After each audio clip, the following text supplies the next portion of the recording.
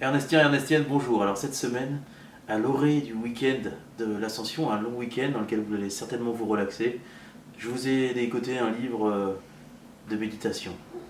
Et puisque finalement il est plus important parfois d'écouter le texte, je vais vous en lire un extrait et je ne vous en dirai pas plus. Cliquez sur les liens à la fin de la vidéo pour soutenir Ernest sur Facebook, sur Instagram, sur Twitter et sur le lien pour recevoir un petit cadeau. Et puis je vous en dirai bientôt plus sur Ernest. Mais tout de suite on passe au livre. Si je ne peux m'éloigner du monde, ni à pied, ni en escaladant, ni à la voile, j'ai appris à m'en abstraire. Il m'a fallu du temps pour l'apprendre. Quand j'ai compris que j'avais un profond besoin de silence, j'ai pu enfin me mettre à sa recherche. Et là, loin derrière une cacophonie de bruits de circulation, de pensées, de musique, de machines, de smartphones et de souffleuses à neige, il était là, il m'attendait, le silence.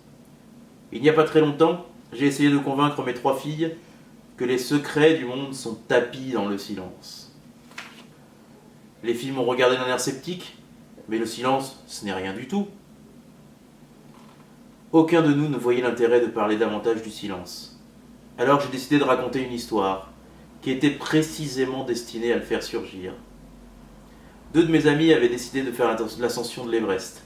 Tôt, un matin, ils ont quitté le camp de base pour grimper la façade sud-ouest de la montagne. Ça s'est bien passé. Tous les deux ont atteint le sommet, mais une tempête est survenue. Ils ont rapidement dû se rendre à l'évidence, ils ne redescendraient pas vivants. Le premier a réussi à rejoindre sa femme, enceinte, avec son téléphone satellite. Ensemble, ils ont décidé du prénom de l'enfant à naître. Puis il s'est paisiblement endormi juste sous le sommet. L'autre n'a pu contacter personne avant de mourir. Nul ne sait ce qui est réellement arrivé sur la montagne cet après-midi-là. Grâce au climat sec et froid qui règne au-delà de 8000 mètres, ces 2 hommes ont été figés par le froid. Ils reposent là en silence, le corps intact, à peu près comme ils étaient la dernière fois que je les ai vus il y a 22 ans. Pour une fois, le silence s'est fait autour de nous.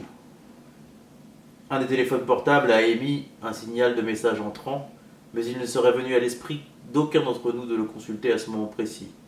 Nous replitions le silence avec nous-mêmes. Le même soir, je suis allé au pub avec quelques étudiants. Une fois de l'autre côté de la porte d'entrée et de ses courants d'air, avec chacun un verre devant nous, j'avais l'impression d'être revenu au temps de mes études en Grande-Bretagne. Des gens agréables et curieux, une bonne atmosphère, des conversations intéressantes. Qu'est-ce que le silence? Où est-il? Pourquoi est-il plus important que jamais? Voilà leurs 3 questions. C'est devenu une passion, j'ai commencé à écrire, penser et lire, principalement pour moi-même, soir après soir. J'ai retourné ces 3 questions dans tous les sens, et au bout du compte, je me suis retrouvé avec 33 ébauches de réponses.